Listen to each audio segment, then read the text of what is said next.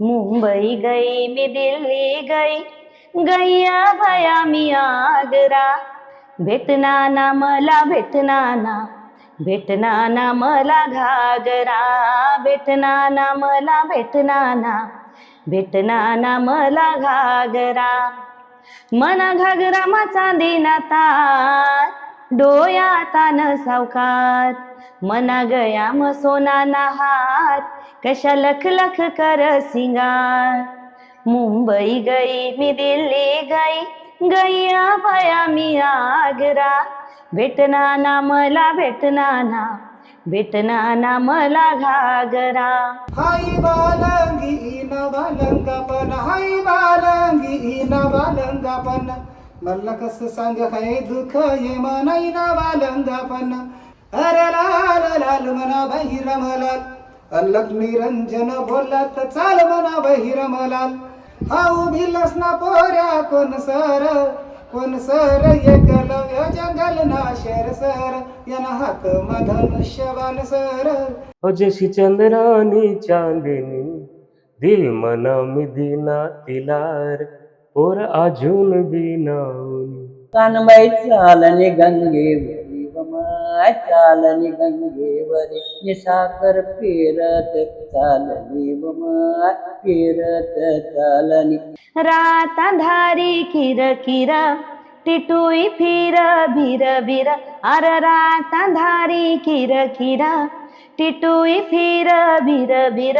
अर टिटुईला दखी मना जीव भ्यायना, मना जीव भ्यायना. पहाटना चरवा झाला गावमा कोंबडा खोकायना. ती कोण गावले जात नाही आणि रातभर राहत नाही. म्हणीला ना मोठानी ताई, एवढी पैसा वाली ताई व माय म्हणी पैसा वाली ताई. ओय ओय ओय ओय फटाकडी, खानदेसनी मी फटाकडी. गुलाबी गाल ठेव सुमना, तुना काय धाकस नकट्याना. मैना सारखा बोल मना, स्वतःला बोलता ये बिना. गाव गली मा शेर शेर मा मनाच नाव ना चर्चा. माले म्हणतस रे म्हणतस तोंडाय आका. घरातनं बाहेर पडताना मला एवढ्या अडचणी आल्यात की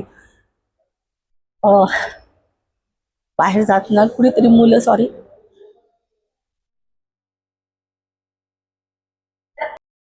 दुःख हे मनात ठेवून मी लगेच कामासाठी परत तयार झालो, लगेच तत्पर झालो. कारण पर्याय नाही दुसरा. हे दुःख आजवी कालवी तेव्हाही मनात आणि आयुष्यभर मनात राहणार आहे. पण मग काम करणं तर सुटणार नाही. मग मी अशा खूप संकटाच्या काळात सुद्धा मी ठाणपणे उभा राहिलो. ही कहाणी आहे कवाड बंद झालेल्या अहिराणी लोककलाकारांची, त्यांच्या संघर्षाची आणि समर्पणाची. खरं तर या एक नाहीत तर अनेक कहाण्या आहेत. त्या इतिहासाच्या अत्यंत कोपऱ्याच्या खोलीत कवाड बंद झाल्या आहेत. या कहाण्या त्या खोलीत आजही आक्रोश करत आहेत, काहीतरी बोलू पाहत आहेत, आवाज देत आहेत, परिस्थितीशी झगडत आहेत, पण त्या कावडबंद आहेत. त्यांचा आक्रोश जगासमोर सांगणं आजच्या घडीला वाटतं तितकं सोपं नाही. तुमच्यावर विश्वास ठेवून मी हे धाडस करतोय, हे कावड खोलतोय. एक इंडस्ट्री सहजासहजी उभी राहत नाही. अनेकांची आहुती, बलिदान, त्याग या गोष्टींच्या पायाभरणीतून ती उभी राहते. आणि शेकडो अहिराणी कलाकारांनी तर यासाठी हयात दिली आहे. पण इतिहासाच्या पानांवरती टिपली गेली नाही, हीच मोठी शोकांतिका त्यांच्या नशिबी आली. मुळात मराठीची बोलीभाषा असलेल्या अहिराणीतून गाणी आणि चित्रपट तयार करणं हे कामच खूप धाडसाचं होतं. अहिराणी कलाकारांनी हे केलंच नाही तर ते अचूकपणे निभावले सुद्धा. पण इतिहासाने त्यांच्या पदरात दिला तो केवळ उपेक्षितपणे. अहिराणी कलाकारांची हीच व्यथा जाणून घेण्यासाठी आम्ही सर्वात आधी गेलो तोंडाई अक्का उर्फ विद्याताई भाटिया यांच्या भेटीला.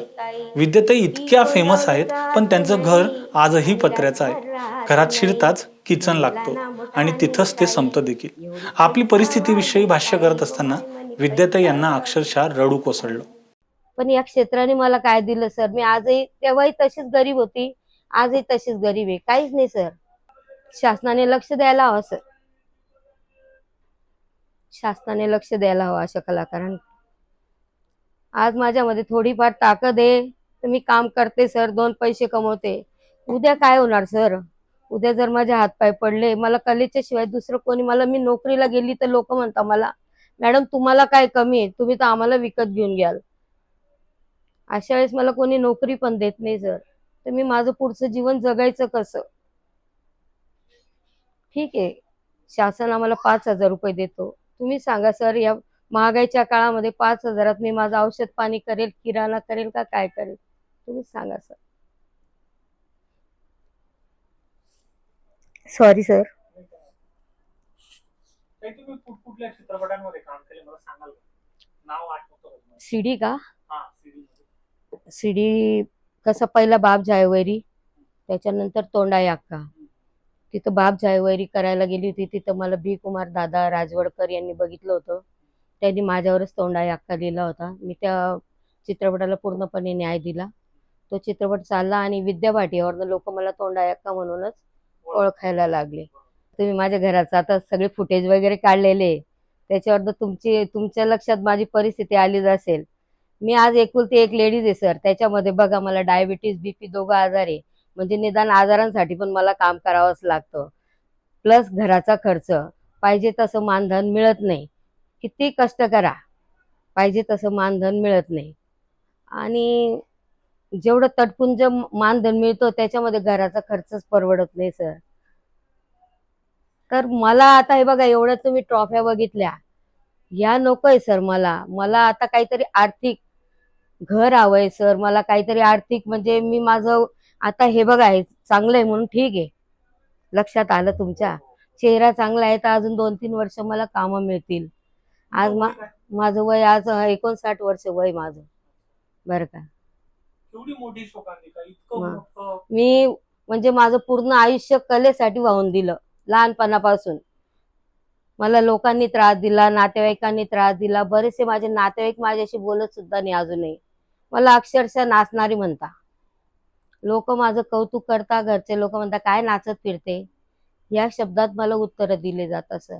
तरी पण मी सगळ्यांचा विरोध पत्करून या क्षेत्राला मी सोडलं नाही सर.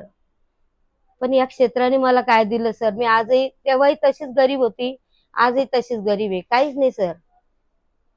पण तुम्ही एवढं अफाट काम केलं. कधी कधी मला असं वाटतं सोडून द्यावं एकाला. काय दिलं या कलेने मला? काहीच नाही. लग्नाला त्रास झाला, सगळ्या नातेवाईकांकडनं त्रास झाला, सगळ्याच गोष्टींना त्रास झाला सर. खूप खडतर होता सर्व, म्हणजे माझ्या घरच्या लोकांचा पूर्णपणे विरोध होता, फक्त आई सोडून. आईचा पाठिंबा होता, वडिलांचा भावांचा पूर्ण विरोध होता. अशा खडतर याच्यामध्ये मी कलेचा प्रवास 6वीला असताना सुरू केला. नाटक क्षेत्रात मी पहिलं काम केलं. आपले प्रभाकर गुरु निर्मित आग लागो या पैशाला या नाटकामध्ये मला प्रथम भूमिका मिळाली आणि तिथूनच मला छंद लागला. आता मी इकडं खानदेशमध्येच राहत असल्यामुळे ऐराणीची आवड निर्माणच झाली. सन 1999 मध्ये ईश्वर माळी, म्हणजे मी अगोदर ऑर्केस्ट्रामध्ये नाटकांमधनं कामं करायची, आकाशवाणीमधूनही कामं करायची. तेव्हा काही ऐराणी वगैरे मध्ये मी काम केलेलं नव्हतं. पण 1999 मध्ये ईश्वर माळी माझ्याकडे आले आणि त्यांनी मला सांगितलं की आपल्याला बाप जायवैरी ऐराणी चित्रपट करायचा आहे, तर तुमच्याविषयी ऐकलेलं आहे, आम्ही त्या रोलसाठी 3-4 लेडीज बदलवल्या, त्यांना जमत नाही ॲक्टिंग, तर तुमच्याविषयी ऐकलंय तर तुम्ही येणार का? मी अगोदर नकार दिला, पण नंतर मग होकार दिला आणि अशी माझी 1999 साली कसा बाप जायवैरी ईश्वर माळी निर्मित या CD फिल्मद्वारे माझी एंट्री झाली ऐराणीमध्ये.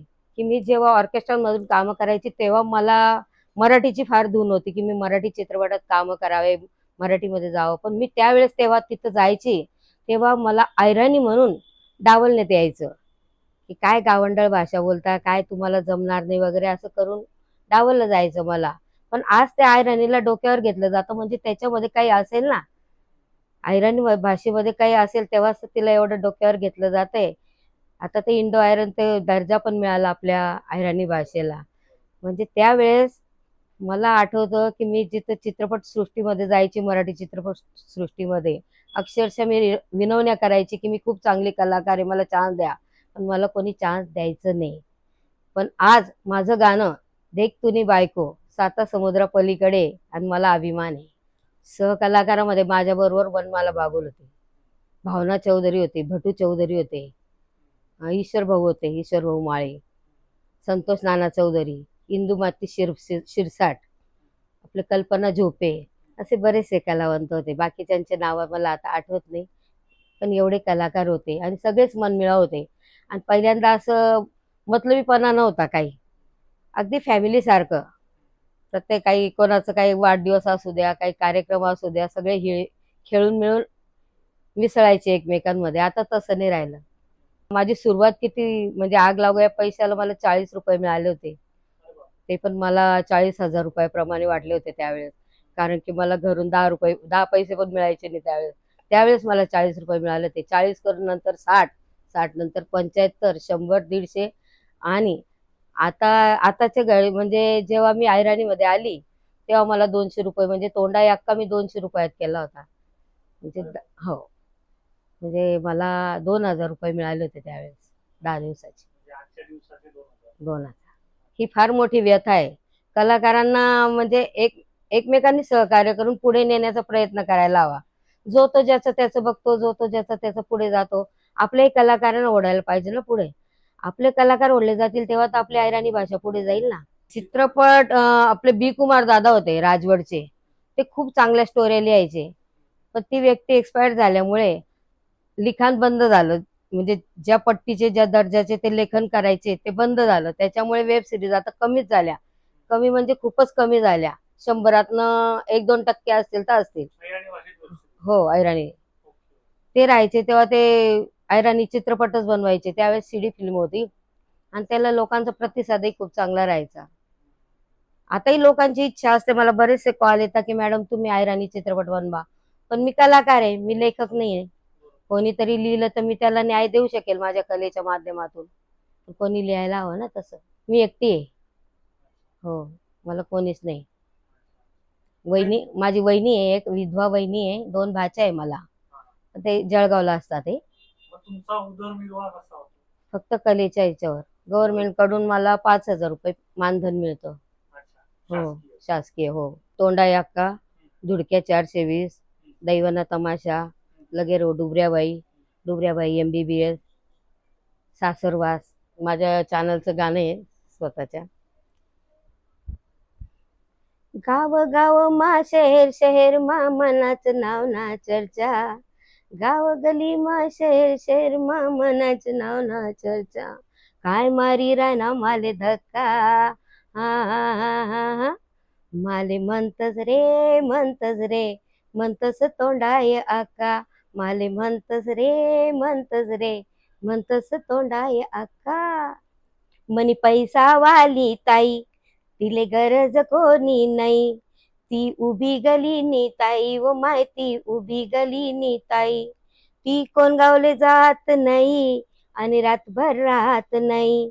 मनीला ना मोठानी ताई, एवढी पैसा वाली ताई व माय मनी पैसा वाली ताई.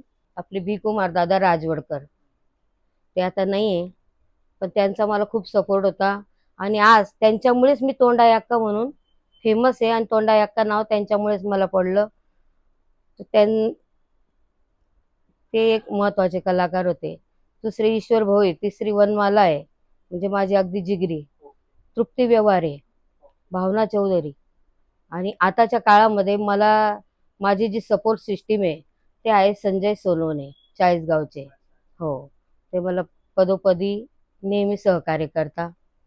त्यांचा खूप सपोर्ट आहे आणि ते पण जुनेच आहे. मी आता आनंद शिंदे साहेबांबरोबर काम केलं मराठी गाण्यामध्ये. तसंच मला आहे ना, मला सुरुवातीपासून मराठी इंडस्ट्रीमध्ये काम करण्याची खूप इच्छा होती. सिरियल म्हणा, पिक्चर म्हणा, पण मिळालं नाही. आता मला पहिल्यांदा आपले प्रकाश धिंडे यांनी ते चान्स दिला मला आनंद शिंदे साहेबांबरोबर. तर मला TV सिरियलमध्ये काम मिळावं ही माझी इच्छा आहे, की जेणेकरून काय होईल, TV सिरियलमुळे काम केल्यामुळे TV तर सगळेच जण बघता. जे माझे विरोधक आहेत, ज्या नातेवाईकांनी मला विरोध केलेला आहे, त्यांनी बघावं बरं का. आणि त्यांनी सांगावं की कला ही वाईट नसते बरं का. आज आपण जिला नाव ठेवायचं ते आज टीव्हीवर दिसते, म्हणजे मला गर्व होईल की चला बा. त्याच्यामुळे टीव्ही सिरियलवर काम मिळावं ही माझी मनोमन खूप इच्छा आहे. आणि दुसरी गोष्ट, टीव्ही सिरियलवर काम मिळाल्यामुळे थोडीफार परिस्थिती पण सुधरेल. बस, बाकी काही नाही. बोलीभाषेत मनोरंजनाची गाणी आणि चित्रपट तयार करावा हा धाडसी विचारच ऑडिओ कॅसेटच्या काळातला. आधी अहिराणी भाषेतील गाणी, कथा, अगदी तमाशाच्या सुद्धा कॅसेट्स येऊ लागल्या. या कॅसेट्स बाजारात प्रचंड विकल्या जाऊ लागल्या. याच ऑडिओ कॅसेटची माहिती जाणून घेण्यासाठी आम्ही अहिराणी इंडस्ट्रीचे भीष्म पितामह अशी ख्याती असलेले विश्राम बिरारी यांच्याकडे गेलो. अशोक सोनय नावाचा साक्री तालुक्यातला एका कलाकाराला, लोककलावंत, टिंगरीवाला होता तो वाजवायचा. त्यानं मग त्यांच्या त्या राम खंडेलवालच्या लक्षात आलं की आपण अशोक सोनवणे. मग त्यांनी हा आहेत ते साक्रीकडे कुठे खेड आहे ग्रामीण भागात. मग त्यांची पहिली कॅसेट थंडी वाजी आहे माले गोधडी देना, हे गाणं धुळ्यात ते नाही, त्यावेळेला नव्हतं कुठल्या चित्रपट. त्यांनी ते गायलं. ती कॅसेट, ती गाणी रिक्षामध्ये, पान टपरीमध्ये इतकं भयान लोकप्रिय झालं. ते पहिलं गाणं अहिराणीचं, अशोक सोनवणेचं. मग ते इतकं चाललं भयानक चाललं ते. मग लोकांना अहिराणीची आवड, कारण लोकांना आश्चर्य वाटलं, अरे आपलं अहिराणी गाणं आणि लाऊडस्पीकरवर. मग लाऊडस्पीकरही वाजायला लागले. कुठे कुठे सत्यनारायण हो, कुठे काही कार्यक्रम होते ते. मग तिथून मग ती कल्पना डोक्यात आल्यानंतर धर्मेंद्र बोरसे यांनी मग दुसरी देहाती लोकगीते नावाची कॅसेट काढली. त्यावेळेला बॉक्स कॅसेट होत्या. त्या बॉक्स कॅसेट नंतर मग ते इतका प्रचंड खप झाला की त्या बॉक्स कॅसेट नंतर बंद झाल्या. याच क्षेत्रात पहिली कॅसेट जर कोणी काढली असेल व्हिडिओ, म्हणजे ह्या बॉक्स कॅसेट बंद झाल्या, आमचा ईश्वर माळीने काढली. हे श्रेय त्याला दिलं पाहिजे. त्याला कसं करायचं हे माहीत नव्हतं, पण लग्नाची जो तो कॅमेरा होता त्याने ते करून पाहिलं आणि एडिट केल्यानंतर ते सक्सेस झालं. त्याच्यानंतर बी कुमार जादूगार पारोळ्याचे त्यांनी सुरुवात केली, राजवडचे.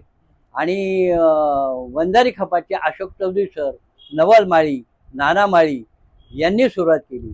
आणि संजय चंदने धोंडायच्याचे त्यांनी सुरुवात केली. नरेंद्र कोळीने सुरुवात केली. त्यावेळेला शूटिंग म्हणजे सांगू तुम्हाला, कॅमेऱ्याचं आमच्या मुलांना कुठलंही नॉलेज नव्हतं, कुठलंही शूटिंगचं नॉलेज नव्हतं.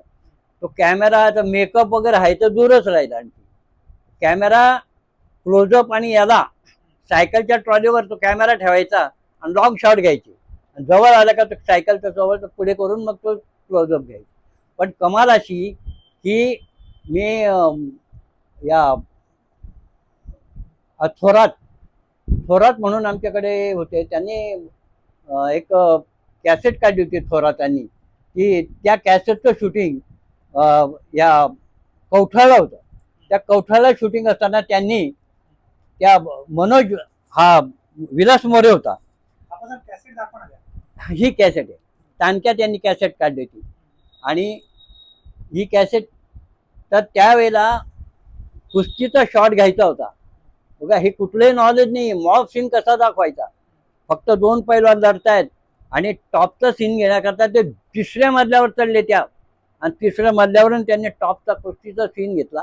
आणि एडिट करताना सगळी गर्दी त्यांनी जमवली. म्हणजे त्यावेळेला वास्तविक काही नॉलेज काहीच नव्हतं. रडतानाचे डोळ्याचे अश्रू सुद्धा त्या कॅमेऱ्याने त्यांनी टिपलेले आहेत. म्हणजे त्यावेळेला आम्हाला, आमच्या कलाकारांना, कॅमेरा बनवायला काही तसं नॉलेज नव्हतं. तरीही त्यांनी त्याच्यावर मात करून शूटिंग केलेली आहे त्यावेळेला. आणि विशेष म्हणजे आमच्या ह्या ज्या व्हिडिओ, सगळे जे कलाकार आहेत, जीवाचं रान करायची, दारूच्या नशेपासून संजय चंदन याने दारूचे दुष्परिणाम कसे होतात त्याच्यावर कॅसेट काढली. त्या लोकांनी पाहिली, बऱ्याचशा लोकांनी पाहिलं. म्हणजे अशा प्रबोधनात्मक कॅसेट सांगा, त्या लोकांना कुठे पुस्तक वाचता येत होतं, त्या लोकांना कुठलंही पुस्तक वाचता येत नव्हते, कुठे साहित्यिक नव्हते का कुठे पुस्तकच घेतली. पण आमच्या कॅसेट्सने, आमच्या अहिराणी कॅसेटने त्यांचं मनोरंजन तर केलंच, पण त्यांचं प्रबोधन देखील केलं. त्यांनी लग्नाच्या कॅसेट्स होत्या. त्याच्यानंतर हे जे अंधश्रद्धेवर, अशोक चौधरी सरांनी अंधश्रद्धेवर एक विषय घेतला होता की लहान मुलीला ते गंडे दोरे धागे करतात, पण ती बाई डॉक्टरकडे नेत नव्हती. दोघं नवरा बायका एवढे अडाणी होते की कुठल्याही डॉक्टरकडे न्यायला त्यांच्याकडे पैसा नव्हता असं म्हणा, नाही तर पैसा असूनही काही शेतकऱ्यांकडे डॉक्टरांकडे जात नाही. आणि त्यामुळे त्या गंधा आणि धागादोरमध्ये ते मूल वाचलेलं नाहीये. अतिशय दुःख त्या लोकांना, एकुलता एक मुलगा सुद्धा त्यांचा वारतो. आणि अशामुळे ही जी अंधश्रद्धा लोकांमध्ये पसरली ही दूर करण्यासारखे विषय अशोक चौधरींनी घेतले होते. त्यामुळे असे सगळे इतके इतके चांगले विषय घेत होते की त्यात छछावरपणा किंवा अश्लीलता आमच्या कॅसेटमध्ये कुठेही नव्हती. आणि जे प्रबोधनात्मक जे विषय होते तेच विषय त्यांनी निवडले. म्हणून ऐराणी आणि विशेष म्हणजे काही लोकांनी तर शेती गाण ठेवल्या हो. मुंबईला जायचे कंपनीवाल्यांनी ते करोडो रुपये कमवले, चिकार पैसे कमवले, पण आमचा कॅसेटवाला त्यांना घ्यावं, आमची कॅसेट घ्यावं असे रावण्या करायचे. आता कला ना, आता तो मुंबईहून गेलेला पोरगा इथला माणूस तो परत घरी येऊन परत त्यांची तिसऱ्या पुढच्या आठवड्यात जायचा आणि विनंती करायचा. असे दिवस आमच्या कॅसेटवाल्यांना आले. पण एवढी उत्सुकता ऐराणी काढण्याकरता त्यांनी शेतगाण ठेवली. असे बरेच उदाहरण. चोपड्याचा एक शेतकरी होता, तो मला भेटला होता. आमचे एक शिरपूरचे कोळी म्हणून होते, ते मला भेटले. त्यांचे वडील मला भेटले होते की भाऊ म्हणे शेतगाण ठेवते म्हणे, ते काय करू, त्यांना डोकामध्ये काही कीड निघत नाही ऐराणीने. म्हणजे ऐराणीवर एवढे प्रेम करणारे आमचे कलावंत होते. काही मिळालं नाही तरी चालेल. लोकांचा प्रतिसाद इतका छान होता, अफाट होता हा की त्याच्यामुळे हुरूप यायचा. हा, कंपनी कशी घ्यायची, तुमचा खर्च किती झालाय असं विचारायचे आधी. हे सांगायचे आमचा इतका खर्च आला, प्रामाणिकपणे सांगा. प्रामाणिक सांगायचे. आणि त्याच्यात खोटं वगैरे नाही. आणि त्याला माहिती आहे किती खर्च होतो, हा व्हिडिओवाल्याला द्यावा लागतो, त्या कलाकारांना द्या. आणि आमचे कलाकार असे होते, पैसे दिले ते दे, नाही दिले ते चालते असे होते. वनमाला बागुल झाला, विद्या भाटे झाले, असे लोक होते. तू दिशी ते दे भाऊ, दिनात तर चांगली गोष्ट आहे. त्यावेळेला त्यांनी असे कामं केले सुरुवातीला. आता त्यांची परिस्थिती वेगळी, तो भाग वेगळा, पण त्यावेळेला असे कलावंत होते. कसे कमवायचे CD मालक आणि हे शिडी मालक हे वितरण यांनी याचे होलसेलचे काही दुकानं लावली त्या लोकांनी. इथे धरमपाल बनिहार म्हणून सिंधी व्यापारी होता, त्यांचा दौलत कुमार कॅसेट होता. त्याच्यानंतर आणखी बरेचसे नारायण म्हणून सिंधी होते, हे सिंधी व्यापारी होते. यांचे होलसेलचं मार्केट होतं आणि किरकोळ विक्रेत्यांना ते द्यायचे. आणि मग हे लोक कधी कॅसेट रिक्षाने विकायचे, नंतर मग हे माल नंदुरबार आजूबाजूच्या खेड्यांना पाठवायचे आणि त्याची विक्री मग हे होलसेल रीतीने. कॅसेट आल्याबरोबर दुसऱ्या तिसऱ्या दिवशी 8 ते 10 हजार 15 हजार पर्यंत 20 हजार पर्यंत सेल जायचा. त्यांचा प्रचंड सेल व्हायचा. ऐरण कारण ऐरणीवर प्रेम करणारे भरपूर लोक होते, हे ते मी आधीच सांगितलं. पैसा त्यांना भरपूर मिळायचा आणि ते यांना आणि हे वितरकांना हे सुद्धा मग ते त्यांच्या मालकांना, म्हणजे कुणाल म्युझिक कंपनी आहे, वीज म्युझिक कंपनी आहे, त्याच्यानंतर अनेक कंपन्या होत्या, त्या कंपन्यांना त्यांनी हा सगळा माल पैसा पुरवायचा. कलाकारांना मानधन कसं? कलाकारांना फार कमी मानधन मिळत होतं, कारण त्यांना पैसा कमी मिळायचा बिचारांना. कारण ते यांना गरज आपली कॅसेट निघते ना याचा तर त्यांना फार आनंद होता.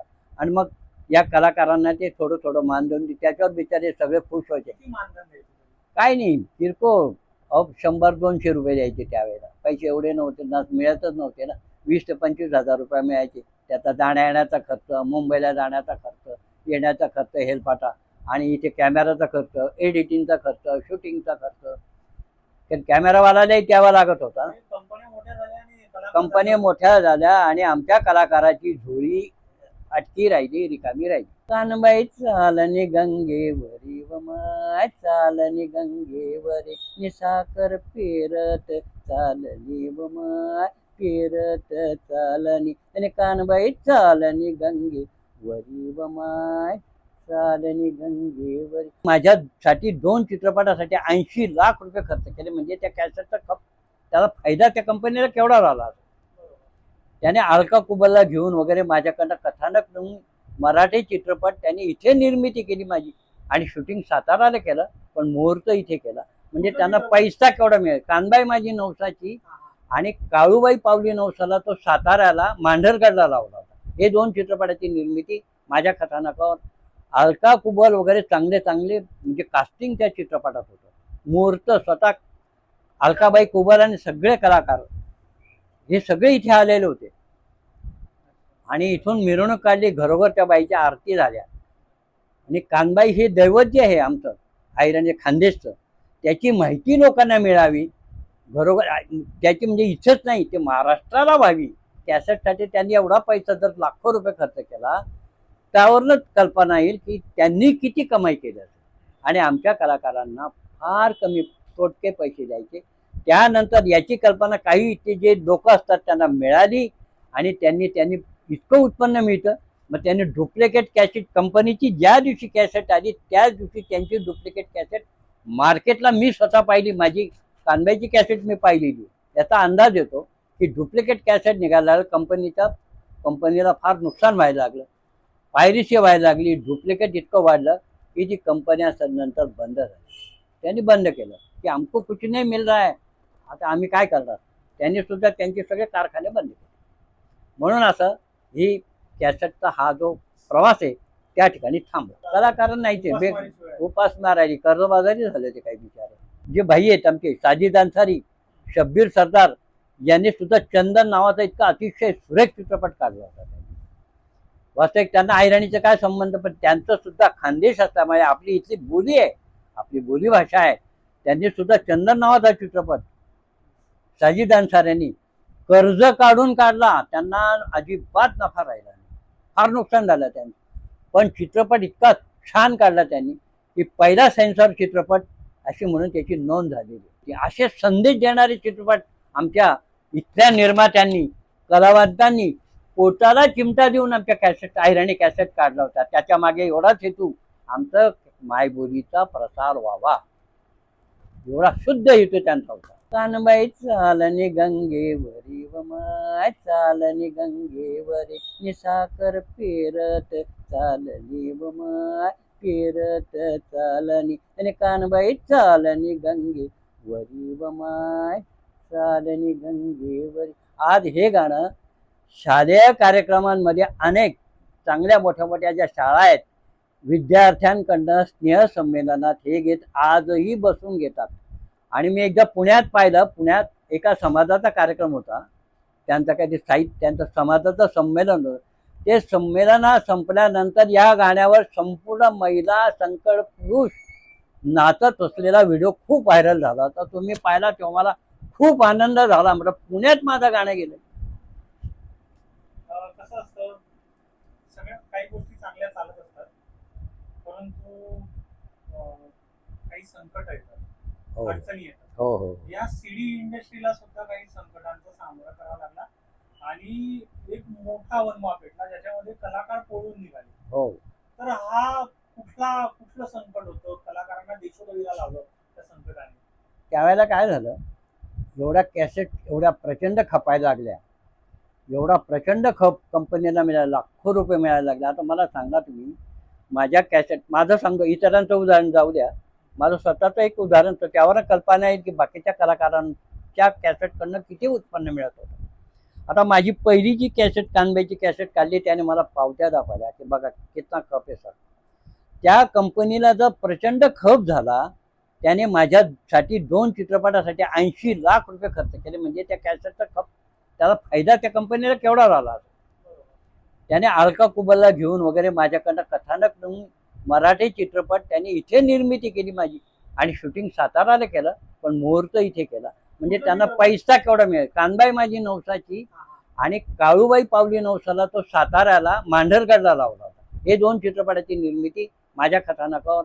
अलका कुबल वगैरे चांगले चांगले म्हणजे कास्टिंग त्या चित्रपटात होतं. मुहूर्त स्वतः अलकाबाई कुबल आणि सगळे कलाकार हे सगळे इथे आलेले होते. आणि इथून मिरवणूक काढली, घरोघर त्या बाईच्या आरती झाल्या. आणि कानबाई हे दैवत जे आहे आमचं ऐराणी खानदेशचं, त्याची माहिती लोकांना मिळावी, घरोघर त्याची म्हणजे इथंच नाही, ते महाराष्ट्राला व्हावी, म्हणून तो आम्ही मुद्दाम मराठीतनं काढला. पहिली कल्पना माझी ऐराणीतूनच होती, पण सर बरं कानबाई, त्या निर्मात्यांनी सांगितलं मला, जयेशभाई वीरा फार हुशार माणूस होता, त्याने सर मी कानबाई केले, मुझे मिलो ना मिलो पैसा, मैं इतना खर्चा करने वाला बोले. ती कॅसेटची कानबाईची माहिती महाराष्ट्रात मिळावी. कानबाई काय आहे, कानबाई हे खरं पार्वतीचं रूप आहे. आणि हे पार्वतीचं रूप लोकांचं शेतकरी संस्कृती इथे आहे, तर ते लोक कानबाईला अतिशय मानत होते. ते दैवत आहे आणि स्वच्छतेची देवता आहे. त्या कानबाईचा रोट खाणारा तो जो असतो तो स्वतःला भाग्यवान समजतो. किती लांब असला तो कानबाईच्या पूजेसाठी तो खानदेशात येतो. आणि त्याकरता ती कॅसेटसाठी त्यांनी एवढा पैसा जर लाखो रुपये खर्च केला, त्यावरूनच कल्पना येईल की त्यांनी किती कमाई केली असेल. आणि आमच्या कलाकारांना फार कमी तोटके पैसे द्यायचे. त्यानंतर याची कल्पना काही ते जे लोक असतात त्यांना मिळाली आणि त्यांनी इतकं उत्पन्न मिळतं. मग त्यांनी डुप्लिकेट कॅसेट कंपनीची ज्या दिवशी कॅसेट आली त्याच दिवशी त्यांची डुप्लिकेट कॅसेट मार्केटला मी स्वतः पाहिली. माझी कानबाईची कॅसेट मी पाहिलेली. याचा अंदाज येतो की डुप्लिकेट कॅसेट निघाल्यावर कंपनीला फार नुकसान व्हायला लागलं, पायरेसी व्हायला लागली. डुप्लिकेट इतकं वाढलं की जी कंपन्या नंतर बंद झाल्या. त्यांनी बंद केलं की आमको कुछ नाही मिल रहा है, आता आम्ही काय करणार. त्यांनी सुद्धा त्यांचे सगळे कारखाने बंद केले. म्हणून असं ही कॅसेटचा हा जो प्रवास आहे त्या ठिकाणी थांबला. ऑडिओ कॅसेट्स नंतर पुढे व्हिडिओ कॅसेट्स निघाल्या. हा तोच काळ होता जेव्हा ब्लॅक अँड व्हाईट टीव्हीची जागा हळूहळू कलर टीव्ही घेत होता. गावात फार क्वचित घरांमध्ये टीव्ही असायचा. याच काळात व्हिडिओ कॅसेट्सचा काळ आला. अहिराणी गाण्यांची व्हिडिओ कॅसेट्स धुमाकूळ घालू लागले. या गाण्यांना प्रचंड लोकप्रियता मिळाली. प्रत्येक लग्न समारंभ कार्यक्रमात ही गाणी वाजू लागली. अहिराणी कलाकारांची महती जागोजागी पोहोचू लागली. आणि त्याचवेळी ईश्वर माळी यांनी आणला पहिला अहिराणी चित्रपट. त्याचं नाव होतं कसा बाप झाया वैरी. पहिला अहिराणी चित्रपट बनवला मी. त्या अगोदर चित्रपट शूटिंग कशी असते, कशी करतात म्हणजे काहीही माहिती नाही. फक्त आपल्या याच्यातूनच प्रयत्नातूनच की एक्सप्रेशन कसे असले पाहिजे, स्टोरी कशी असली पाहिजे, ते सगळं कुठलंही नॉलेज नसताना मी ती डेअरिंग केली. कसा बाप झाया वैरी म्हणून चित्रपट होता आणि खानदेशभरात तो चित्रपट गाजला. हो, त्यावेळेस टीव्ही वगैरे असे प्रत्येकाच्या घरात टीव्ही नव्हत्या. मग त्याच्यानंतर दैवाना तमासा, नदारीना संसार, लक्ष्मीना वनवास, त्याच्यानंतर शानातीतला येडा, असे भरपूर कॉमेडी चित्रपट, कौटुंबिक चित्रपट असे मी त्यावेळेस बनवले. त्या पिरियडमध्ये निर्माता पण मीच, त्याच्यात भूमिका पण करायची, स्टोरी पण माझी असायची. काही वेळेस मला संवाद लेखन म्हणून बी कुमार दादा, विश्राम बिरारी सर यांची मला त्यावेळेस मदत असायची. आपल्या प्रकाश पाटील पिंगडवाडेकर, असे दिग्गज कलाकार बिचारे ते सपोर्टला राहायचे.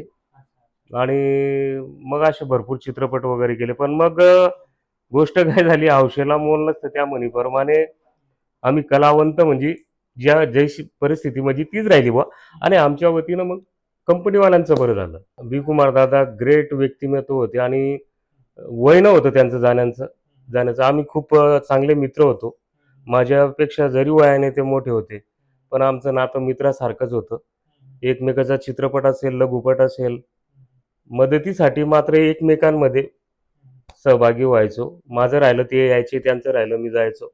आणि काही त्यांच्या लघुपटामध्ये सुद्धा आम्ही दोघी जीव आम्ही त्या ठिकाणी रोल केलेला आहे. माझी पत्नी आणि मी. एक त्यांचा लघुपट होता बनका संसारना म्हणून, त्याच्यात आम्ही दोघं जण होतो. आणि तो पिरियडमध्ये असं मग त्यानंतर पहिला चित्रपट बनवला त्यावेळेस बरेच अडथळे आले. जवळजवळ 4 महिना शूटिंग चालली आणि लेडीज मात्र त्यावेळेस मिळत नव्हत्या. लेडीज भेटणं खूप कठीण होतं. आणि कोणी जर विचारलं की ईश्वर भाऊ काय चाललंय, आणि मी जर उत्तर दिलं की बुवा मी चित्रपट बनवतोय, तर मला म्हणजे सगळे खालून असं पाहत होते की याच्या डोक्यावर परिणाम झाला. कारण चित्रपट बनवणं म्हणजे ही साधी गोष्ट नव्हती. आणि त्यावेळेस टॉकीज वगैरे 2-2 शो चालायचे, नरडाणा असेल, सोनगीर असेल. आणि मी चित्रपट बनवतोय म्हणून लोकांना ते विशेष म्हणजे एक विचित्र वाटायचं की नेमकं काय बोलतोय बुवा. मी चित्रपट लेडीज भेटत नव्हत्या म्हणून मी अक्षरशः जे तमासगीरमध्ये नाचे म्हणून जे काम करत होते बिचारे, त्यांच्या सुद्धा म्हणजे यांना रोल देऊ बुवा, आता अशक्य आहे लेडीज मिळणं. तर म्हणून मी त्यांच्या पण विनवण्या केल्या होत्या. पण योगायोगानं असं झालं की आमची मामी आहे, त्यांचं माहेर धुळ्याचं आहे. तर मामी म्हणे एक काम करा की बुवा अशा ठिकाणी एक बाई राहते, ती ऑर्केस्ट्रामध्ये काम करायची, आम्ही लहानपणामध्ये तिला बघितलंय, तिथं जा बुवा. त्यांनी त्यांच्या सांगितल्या पत्त्यानुसार आम्ही गेलो आणि त्या ताईला विनवलं की बुवा असा चित्रपट आहे, असं तुम्हाला रोल करायचा आहे. मग ते ताईंनी होकार दिला आणि आज त्या ताईचं नाव खानदेशभरात झालं, म्हणजे विद्याताई, जिला आपण तोंडा अक्का म्हणून. मग तेव्हापासून विद्याताईंचं त्या चित्रपटात म्हणजे एंट्री झाली व भरपूर चित्रपट वगैरे केले.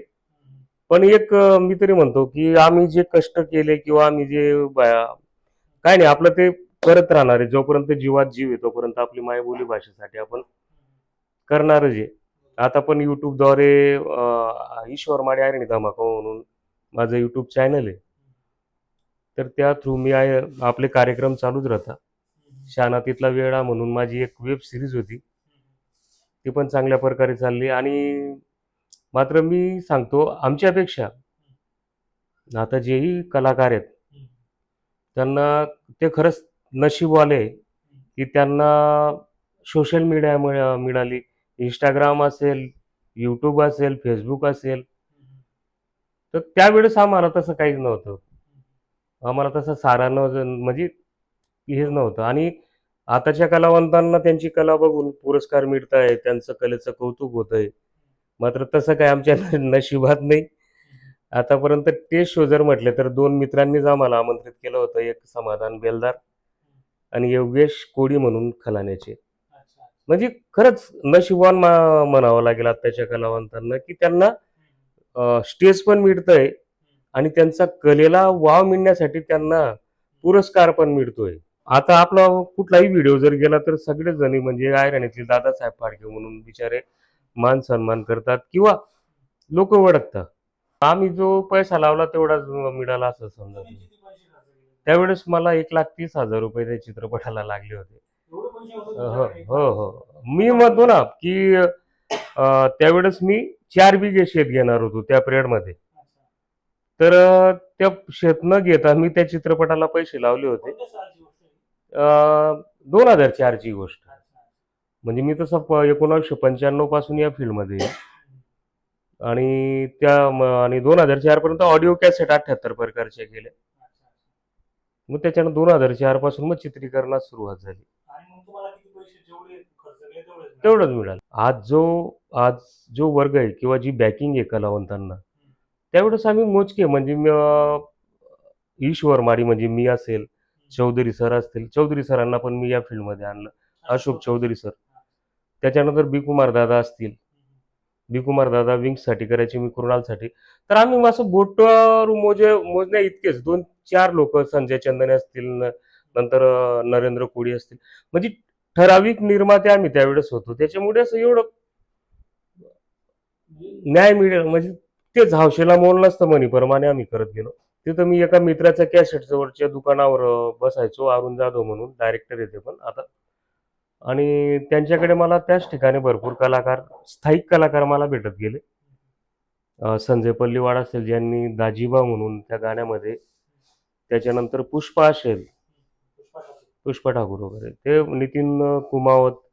मग असं मला त्या ठिकाणी ते कलावंतांचा एक ग्रुप मिळाला. त्यांना घेऊन मग मी डोंगी डोंगी नाच म्हणा दाजीबा हा अल्बम बनवलेला होता. आणि हा अल्बम पण खूप हिट झाला.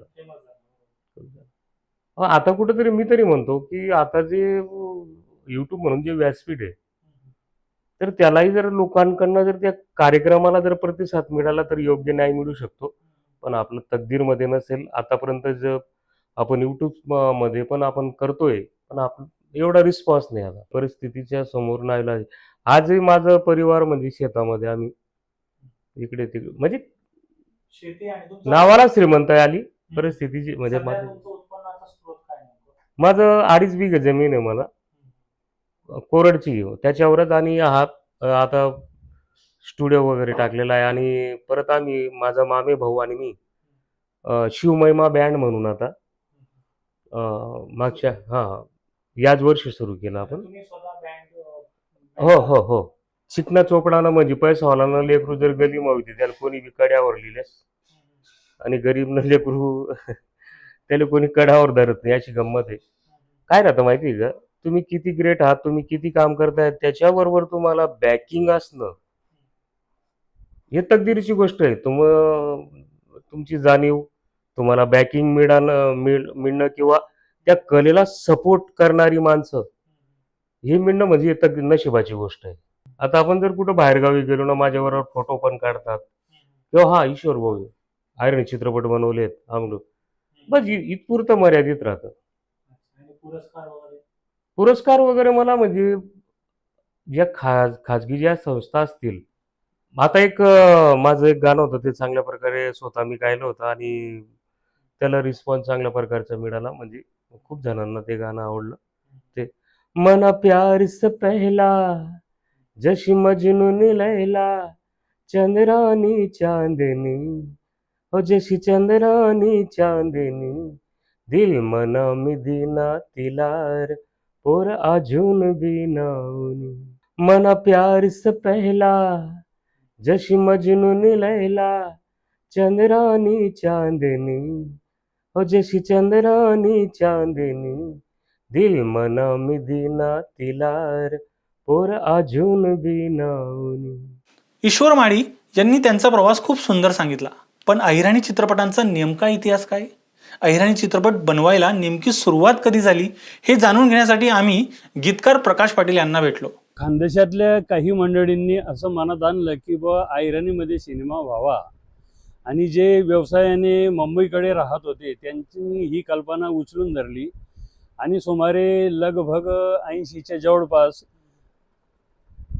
केशव गोरव नावाचे एक होते, त्यांनी ही कल्पना आपल्या मनात रुजवली. त्यांचे एक मित्र होते प्रकाश वसईकर, त्यांनी नंतर माळी गुरुजी शिरपूरचे, त्यांनी कथा लिहिलेली होती, त्यांच्यावर पटकथा तयार करण्यात आली आणि त्यांनी जिभाऊ नावाचा चित्रपटाची सुरुवात केली होती, हे मला माहिती आहे. पण चित्रपटाचं शूटिंग काही फारसं झालं नाही, गाणी वगैरे काही त्याची रेकॉर्ड झाली नाहीत. नंतरचा मध्यंतरीचा काही काळ गेला आणि त्या काळामध्ये पुन्हा एकदा धुळ्यातून अहिराणी चित्रपटाची निर्मितीची जी कल्पना आहे ती जोर धरू लागली. त्याच्यात प्रामुख्याने होते मास्टर दत्ताराम म्हणजे दत्ताराम चिंचोले, त्यांना उपाख्य श्री दत्ताराम या नावाने ओळखले जायचे. तर त्यांचे 2 मित्र होते, ते एका खेड्यावरचे शेतकरी ग्रस्त होते, विठ्ठलराव कचवे नरवाडचे, आणि नरवाडमधील आणखी एक ग्रस्त होते युवराज देवकर. तर या लोकांनी त्यांना आर्थिक सहाय्याची म्हणजे अनुमती दिली आणि नंतर सटीना टाक या चित्रपटाची घोषणा करण्यात आली. तो काळ होता साधारणतः माझ्या माहितीप्रमाणे 87 साल असावं, आणि 87 साली त्या चित्रपटाची मुहूर्तमेढ रोवण्यात आली. एकविरा देवीच्या मंदिरावर त्याचा मुहूर्ताचा शॉट पण झाला आणि मग थोडंफार जुजबी शूटिंग त्यांनी धुळ्यामध्ये केलं. नंतर त्यांनी गीतकार शोधू लागले. त्या गीतकार शोधण्यासाठी त्यांची मोहीम अंमळनेरला आली.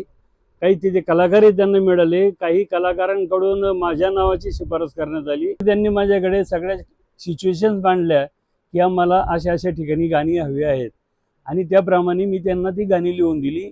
89 आणि 90 अशा म्हणजे पैसा जसा येत गेला तसं त्याचं काम पुढे सरकत होतं, कारण पैशांची थोडीशी तंगी होतीच. मग 89 आणि 90 मध्ये त्या गाण्यांची रेकॉर्डिंग करण्यात आली मुंबईला. विशेष म्हणजे अहिराणीत श्रीराम लागोला घेऊन त्यांनी चित्रपटाची निर्मिती सुरुवात केलेली होती. पण पुढे पुढे ते खूप लांबत गेलं. गाणीसुद्धा अशोक पत्की यांच्या संगीत दिग्दर्शनाखाली सुरेश वाडकर, अनुराधा पौडवाल, रवींद्र साठे, उत्तरा केडकर अशी नामवंत मंडळींनी तेव्हा ती गाणी गायली होती. डॉक्टर लागू आंबडवाला पण येऊन गेले त्या 90-91 मध्ये. आणि मग त्या चित्रपटाची जी सुरुवात झाली खूप दडकेत झाली.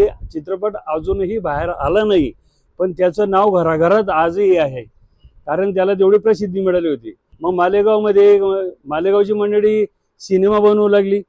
मालेगाव हळूहळू मॉलिवूड म्हणून नावारूपास येऊ लागलं. मग त्यांचं तंत्र ह्या लोकांनी घेतलं आणि तो छोटा लग्नामध्ये वापरतात तो कॅमेरा खांद्यावर घेऊन फिरतात, त्याप्रमाणे त्या लोकांनी मग त्याच्यावर काही स्थानिक कलाकार घेऊन तो शूट केला. तो पूर्णही झाला, पण तरी तो थिएटरपर्यंत काही पोहोचला नाही. सटीना टाक तो शूट झाला. अहिराणीमध्ये पहिलं रेकॉर्डिंग म्हणण्यापेक्षा ध्वनिमुद्रण फित जी आपण म्हणतो कॅसेट, ती कॅसेट पहिली आमची आहे. आणि नंतर त्याचं ते हळूहळू आम्ही लोकांना ऐकवत गेलो. काही आमच्यामध्ये काही हौशी कलाकार होते, ते इतरांना देत गेले, काही नाही त्याच्यावर धंदा करून घेतला. या सिंधी लोकांनी नंतर ती विक्री सुरू करून टाकली आणि नंतर मग तो कंपनीवाल्यांच्या ते लक्षात आलं आणि नंतर मग अहिराणी चालेल म्हणून त्यांनी एक अहिराणीची जे किनारेवाले लोक असतात, ज्यांना आपल्याकडे टिंगरी असं म्हणतात ना, तर ते टिंगरीवाल्यांचे जे गाणं आहेत की नाही 92-93 साली केलं आणि ती कॅसेट बाहेर आली. दुर्दैवाने ती पहिली कॅसेट ठरली आणि आम्ही अंधारात राहिलो. हा सही आहेत. निर्मात्यांचे गेले 4 वर्षापूर्वी निधन झालं आणि आता 6 महिन्यापूर्वीच लक्ष्मण येलम जे डिरेक्टर होते त्या चित्रपटाचे, त्यांचंही निधन झालं. सुरुवातीला फायनान्सर लोकांनी सांगितलं होतं की बाबा आम्ही तुम्हाला पैसे लावू, आणि ते जे 2 जे लोक होते त्यांच्या सोबतील त्यांचे मित्र, त्यांनी पैसा लावला, तिथपर्यंत पुढे आणलं, पण पुढे गाडं थांबलं. श्रीराम लागूंनी आयराणी भाषेसाठी 1 आठवड्याचे किती पैसे घ्यावेत? फक्त 35,000 रुपयात डन झालं होतं. हा, बाजारभावापेक्षा त्यांची जी मार्केट व्हॅल्यू होती ना, त्यापेक्षा त्यांनी काहीतरी नवीन करतायत आणि वेगळं करतायत भाऊ, म्हणून त्यांनी आम्हाला खूप सपोर्ट पण केला होता इंडस्ट्रीतल्या लोकांनी. अशोक पत्कींनी आम्हाला 70,000 मध्ये 7 गाणी करून दिली होती. हा, आता 70,000 रुपयामध्ये 1 गाणं होत नाही अशी परिस्थिती आहे. नाही, रेकॉर्डिंग केली त्याचा ट्रॅक स्पूल वगैरे तो आहे आमच्याकडे पडलेला. सावकारांना बघून तो माणूस तोंड लपत फिरत आहे, अशी परिस्थिती वाईट झाली. त्याचं घर विकलं गेलं धुळ्यातलं, घर विकूनही कर्ज फिटलं नाही. तुम्हाला सांगतो एक किस्सा असा आहे, त्या नरवाड गावामध्ये शूटिंग चालू असताना एक एक सावकार आला, त्याने स्क्रिप्टच हिसकावून घेतली, निघून गेला. काम थांबलं. दत्ताराम आले माझ्याकडे, मला कोपऱ्यात घेऊन गेले, म्हणे असं आहे, काय करणार? म्हटलं मग आता कसं, आणि हा एवढा युनिटी देऊन थांबलेला आहे, काय करायचं? म्हणे काही नाही, असं सीन आहे, तुम्ही लिहायला सुरुवात करा. मी एका बैलांच्या गोठ्यात सीन लिहायचा, तो कागद इकडे यायचा आणि काम चालू व्हायचं, मी इकडे लिहायचं, तिकडे काम चालू व्हायचं. अशा पद्धतीने पण आम्ही 3 दिवस शेड्यूल केलं तिथे. नाही, सुरुवातीला होती ना, आणि पुढे कसं झालं होतं, चित्रपटाचा एक पोर्शन पूर्ण झाला की त्या काळाला अशी पद्धत होती, त्या काळात अशी पद्धत होती की डिस्ट्रीब्युटर लोक फायनान्स करायचे. हा, आम्ही म्हणजे डिस्ट्रीब्युटर पैसे द्यायचे निर्मात्याला, आम्ही पुढे करू, पण चित्रपट आम्हाला दिला पाहिजे या बोलीवर. हा, पण मग पुढे ते थांबलं आणि डिस्ट्रीब्युटर लोकांनी अंग काढलं, कारण डिस्ट्रीब्युटरना तोपर्यंत, कारण वेळ गेला मध्यंतरी, आणि त्या वेळेमध्ये डिस्ट्रीब्युटर लोकांना असं वाटलं की बाबा भीती वाटली, विश्वासार्हता राहिली नाही, आणि पुन्हा पैसे आपले निघतील की नाही सांगता येत नाही असं वाटलं. चंदन चित्रपटाचं एक वैशिष्ट्य सांगतो तुम्हाला, हा आयराणीतला पहिला सेन्सॉर सर्टिफिकेट मिळालेला चित्रपट आहे. सट्यानाडापासून आयराणी चढवडीचा एक पाईकच होतो आणि आजही पाईकच आहे. मी मराठीचं MA आहे पण लिहितो आयराणी, पण मी नाही मागितलं, अजूनही कोणापासून नाही पैसा मागितला. नाही, भाषेच्या संवर्धनासाठी, जतनसाठी किंवा तिचा प्रसार व्हावा आणि तो कुठल्याही का माध्यमातून होईना त्यासाठी काम करावं अशी प्रामाणिक भावना आजही आहे. ओत्तुनी माय नावाचा एक चित्रपट आला होता आयराणीमध्ये, मग त्याचं मला वाटतं त्याचा निर्माता कोणीतरी साखरे, हा सांगता येत नाही, पण बहुतेक तो साखरीचा कोणी बर्डे का कोणीतरी होता निर्मितीमध्ये त्याचा, कारण त्याच्या लिहिण्यासाठी माझ्याकडे कोणीतरी आलं होतं एकदा. तर तो ओत्तुनी माय नावाचा चित्रपट लागला, तिथे त्याचा माझा मित्रच काम करतोय योगेश निकम म्हणून, त्याच्या लीडमध्ये होता. पण तो चित्रपटाने काही फारसा धंदा केला नाही. मग आणखी पुढे वाटचाल अशी आहे की मोल नावाचा एक चित्रपट, आमचे एक मित्र आहेत मालपूर कासाऱ्याचे, ते योगेश कुलकर्णी, ते योगेशने तो सिनेमा बनवला. त्याला मात्र आतापर्यंत जेवढ्या आयराणी चित्रपटांवर लोकांनी खर्च केला त्यापेक्षा कितीतरी पटीने योगेशने अधिक खर्च केला होता. मोल नावाचा चित्रपट बनवला, तांत्रिकदृष्ट्याही चांगला बनवला, पण तोही चित्रपट थिएटर मिळत नाही किंवा प्रेक्षक शिल्लक राहिले नाहीत असं म्हणूया, किंवा लोकांची उदासीनता आहे. पण आपल्या आयराणी जनतेची उदासीनता म्हणावी की थिएटर मिळत नाही हे कारण म्हणावं, पण लोकांचा फारसा प्रतिसाद नाही. कॅसेटच्या कंपन्यांनीही ह्या निर्मात्यांना खूप नाडलंय. ते पायरसीचं नाव सांगायचे, आता पायरसी व्हायची हा भाग वेगळा आहे, परंतु ते मला सांगा 10,000 चित्रपट बनवेल काय निर्माता? ते 10,000च्या वरती पैसे देत नव्हते अशी परिस्थिती. पूर्वी द्यायची 1,00,000, 1,50,000, 50,000 असं उतरत ते 10,000वर आले.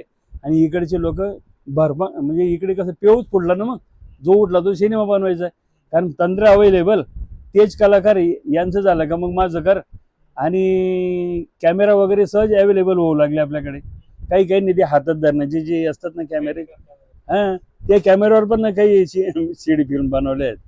हां तर ते बनवले मग काहींनी, आणि मग ते 10,000 मध्ये पण देऊ लागले. मग त्यांनी काय केलं, कंपनीवाल्यांनी स्वस्तात घ्यायचं आणि मग ते त्यांचं खप जो आहे तो आहेच.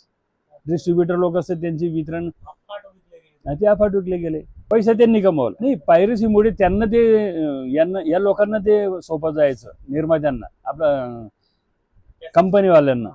ते कंपनीवाले सांगायचे की तुम्हाला जर आम्ही 3 लाख दिले तर आमचे 3 लाख रिकवर होत नाही, कारण लगेच पायरसी होते आणि मग त्या पायरसीमध्ये आमचे पैसे निघते, मग तुम्हीच विका तुमचे. मग बऱ्याच लोकांना आपल्याच कॅसेटा आपल्यालाच विकाव्या लागल्या, असेही काही लोक आहेत.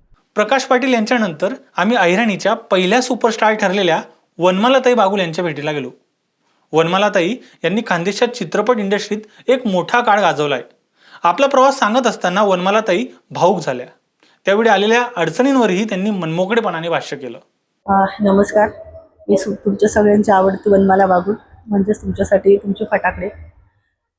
इंडस्ट्रीमध्ये काम करताना बऱ्यापैकी मला 22 ते 23 वर्ष झाले खानदेशी इंडस्ट्रीत काम करता करता, आणि संघर्ष तर भरपूर आला, कारण की मी खानदेशातली पहिली आर्टिस्ट, महिला कलाकारांना खानदेशात काम करताना भरपूर संघर्षाला तोंड द्यावं लागलं.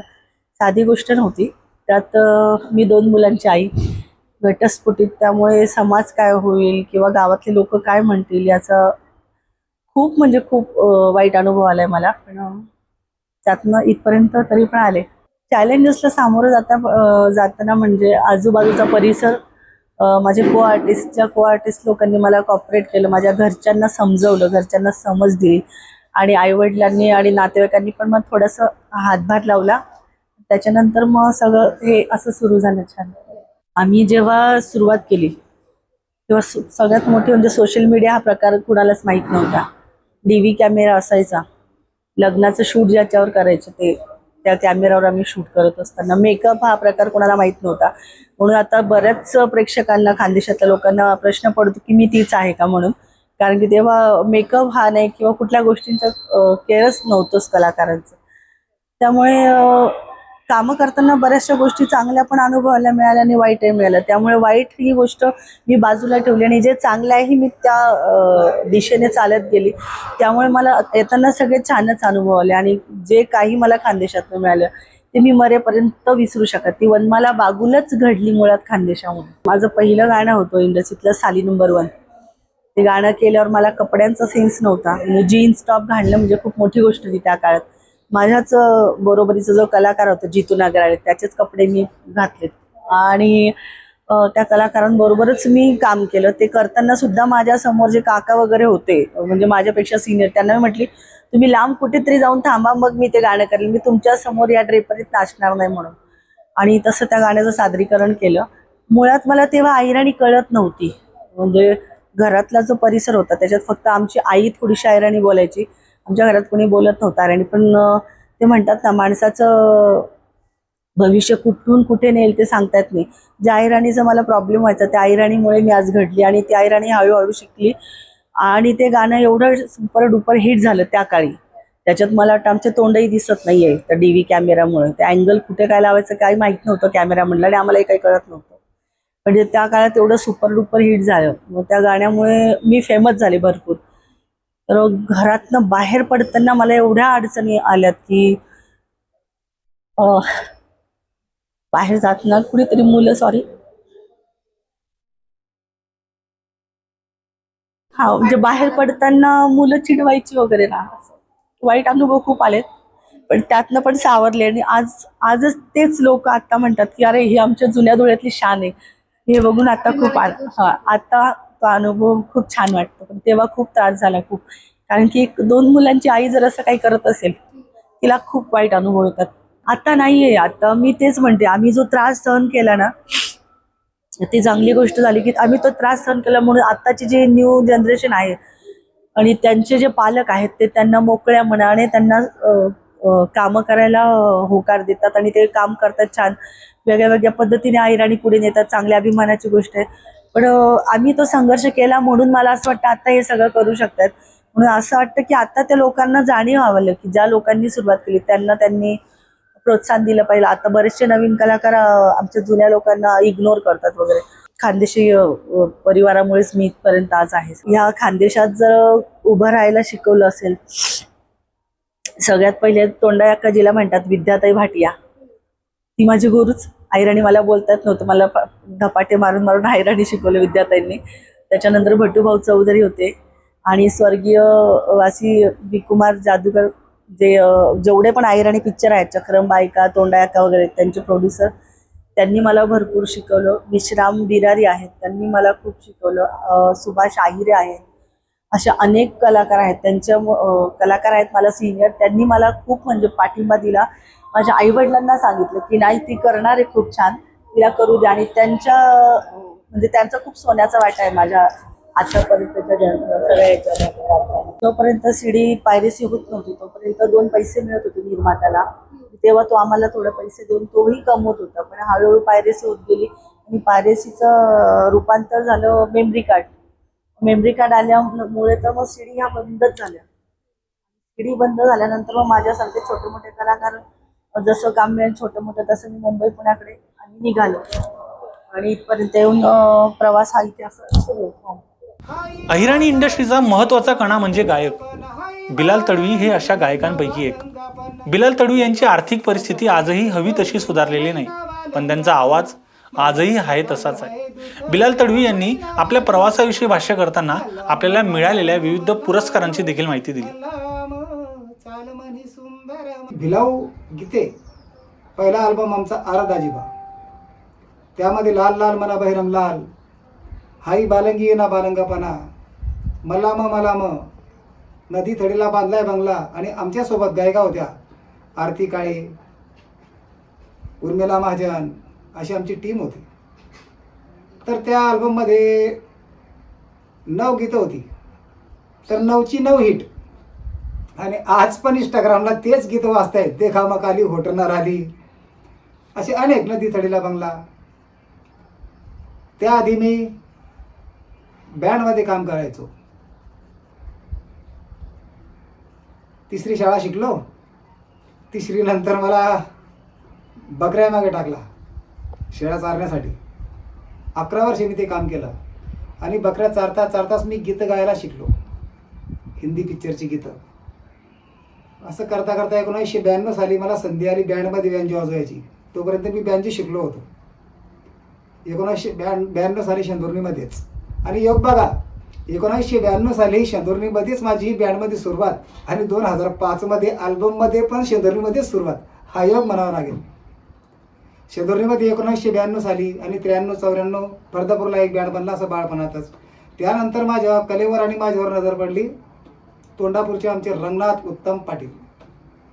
त्यांनी माझी कला बघितली आणि माझ्यासाठी त्या काळात 1995 मध्ये कमीत कमी 5 ते 6 लाख रुपये खर्च करून मिरटला, दिल्लीच्या पुढे मिरटला जाऊन त्यांनी बँडचं साहित्य आणून ते माझ्या ताब्यात दिलं होतं. मला ज्या ज्या गोष्टीची आवश्यकता लागेल त्या टायमाला आपल्याकडे काही पैसा दिला नव्हता आणि त्यांनी मला खूप प्रोत्साहन दिलं आणि तो बँड फेमस झाला. ते बँड फेमस होता नाव पूर्ण तालुक्यात, पूर्ण जिल्ह्यात गाजायला लागलं माझं बँडचा गायक. नंतर मग श्रीकृष्ण चौधरी सरांच्या कानावर माझी बातमी गेली. मग अल्बम बनवायच्या टायमाला त्यांनी मला कॉन्टॅक्ट केला होता. मग त्यानंतर लगन मामा चढवतो, तर असे अनेक अल्बम गाजले आमचे. खूप मेहनत होती. सचिन कुमावत, आम्ही रेकॉर्डिंगसाठी भुसावळला जायचो. एका मोटरसायकलवरती 3-3 जण, भर थंडीमध्ये, हिवाळा खूप असायचा. असे खूप खूप कष्ट घेतले. आणि सचिन कुमावत तर खूपच कष्ट.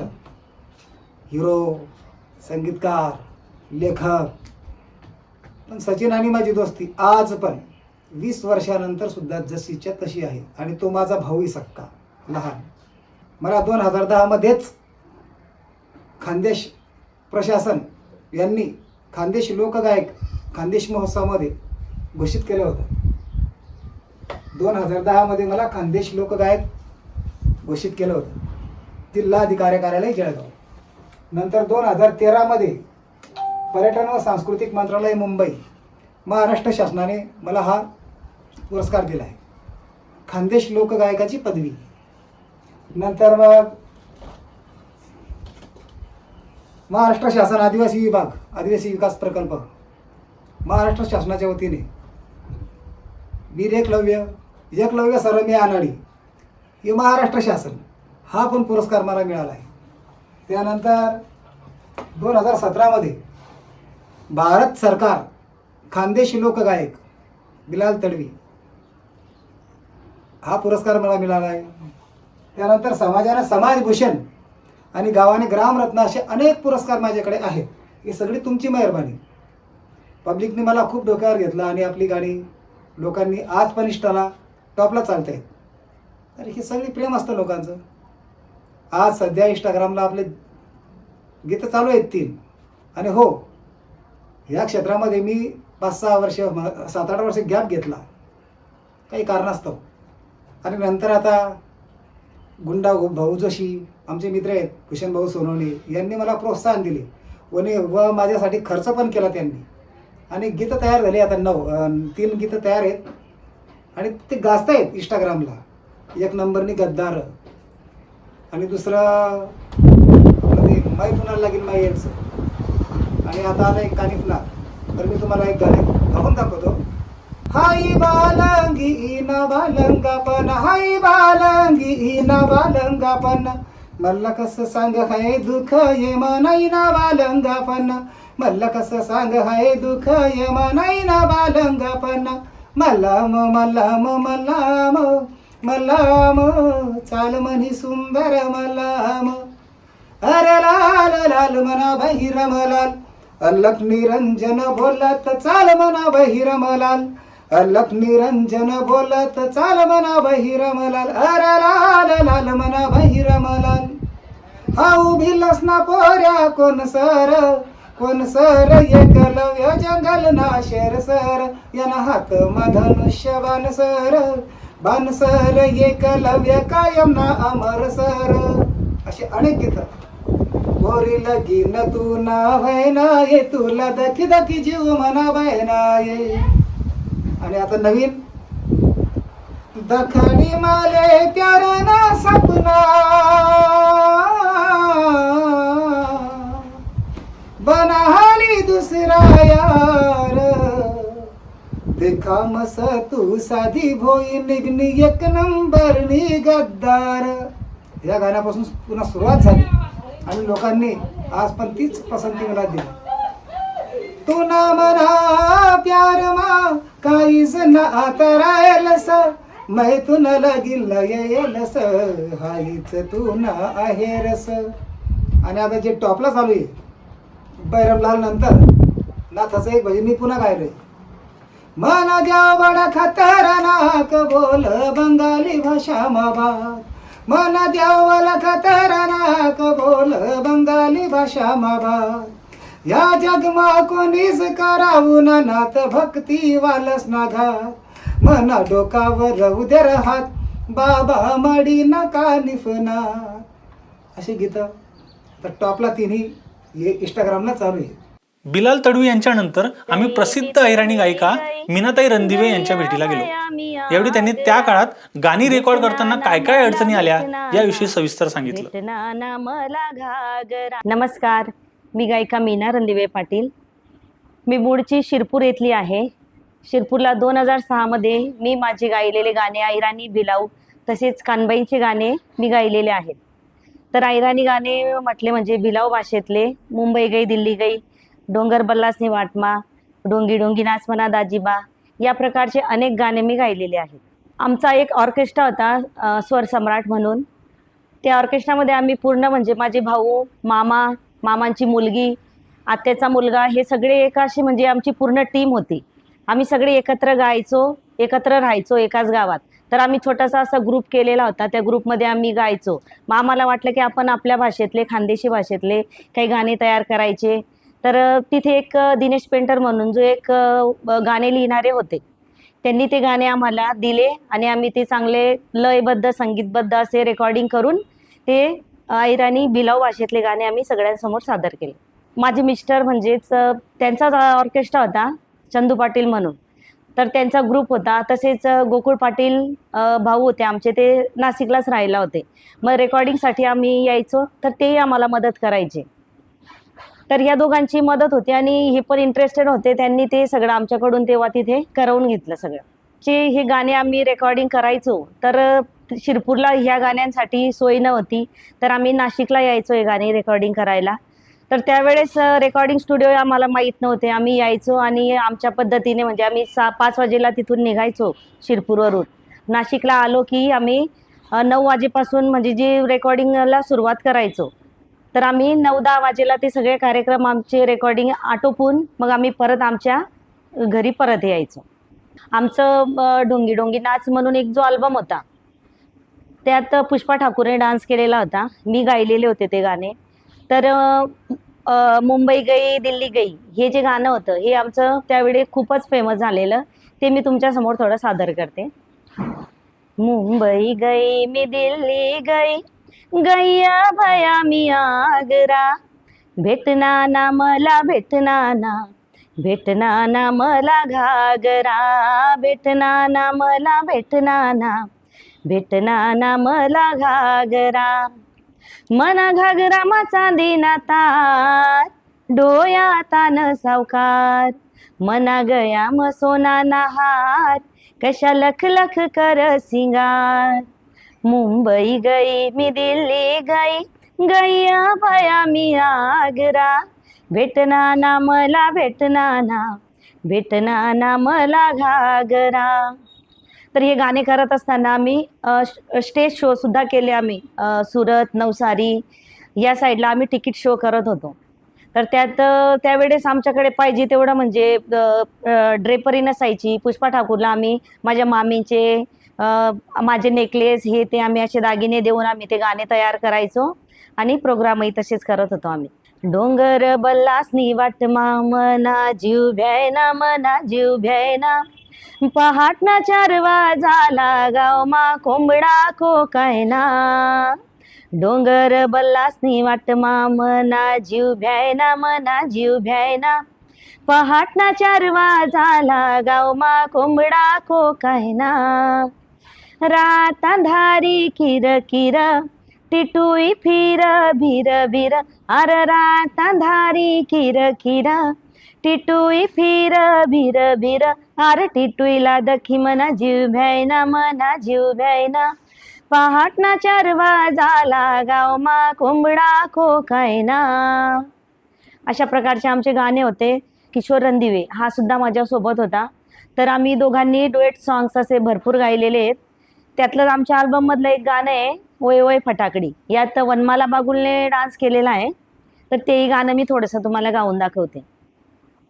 ओय ओय ओय ओय फटाकडी, खानदेसनी मी फटाकडी, गुलाबी गाल ठेव सुमना, तुना काय धाकस नकट्याना, मैना सारखा बोल मना, स्वतःला बोलता ये बिना. अरे वय वय वय वय फटाकडी, खानदेसनी हाय फटाकडी, अरे वय वय वय वय फटाकडी, खानदेसनी मी फटाकडी. यात आमची पूर्ण टीम होती. त्यात एक आमच्यासोबत स्टेजला असायचा अल्ताफ म्हणून, तो पण धरणगावचा आहे. तो पण म्हणजे आहे आता सध्या तिकडे त्याच्या फॅमिलीसह. तसेच BA पाटील सर होते, जिराडीकर होते, माझा आत्याचा मुलगा होता. आता तो एक्सपायर झाला कारण एक गरिबीच्या परिस्थितीमुळे त्याला त्याची कला जास्त पुढे घेऊन जाता आली नाही. त्याला काही म्हणजे आधार नव्हता, व्यसनं लागली, त्यामुळे तो याच्या थोडासा साईडला गेला आणि तोही आता नाही आहे. असे खूप चांगले चांगले कलाकार जे आहेत अजूनही, तर त्यांना पाहिजे तशी संधी अजूनही मिळालेली नाही. आम्ही त्या काळी जी गाणे केले तेव्हा व्हिडिओ शूटिंग वगैरे हे असं हे म्हणजे एवढं काही नव्हतं. मोबाईल नव्हते चांगले की आम्ही आमची कला सादर करू शकतो, सगळ्यांसमोर आणू शकतो, असं काही माध्यम आम्हाला नव्हतं. आता यूट्यूब आहे, इंस्टाग्राम आहे, त्या माध्यमाने खूप काही आता करता येऊ शकतं. त्यावेळी तसं नव्हतं. धन्यवाद. अहिराणी चित्रपटसृष्टीतील डुबऱ्या भाईला कुणी ओळखणार नाही असं होणार नाही. डुबऱ्या भाई म्हणजेच अल्ताफ शेख इस्माईल. ते सध्या आंबळनेर पासून जवळ असणाऱ्या धार गावात वास्तव्यास आहेत. मैंने अहिरानी फिल्मों में 2002 से शुरू किया. 2000 साल से 2002 पास से मेरी पहली गानों की कैसेट थी, डोंगी डोंगी नाच मंदा जीवा। वो ऑडियो थी या विजुअल थी, वीडियो थी? वीडियो थी। सचिन या अपने वो था साजिद मुजावर, अरुण जादव, वो नितिन कुमार, बहुत से लोग थे हम। और हीरोइन कौन थी वहाँ पे नाचने वाली? वो पुष्पा ठाकुर।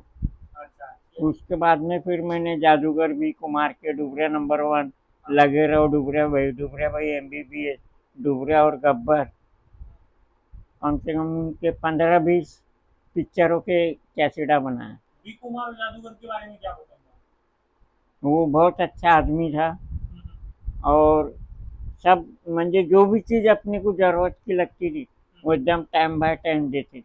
वो ईश्वर माड़ी ने मेरे को वहाँ देखे थे एरंडोल, तो फिर उन्होंने उनके ससुर जी को बोले कि अब अपने को ये इंसान को लेने का है गाने में डांस कर, तो उनकी वजह से फिर मैं आया।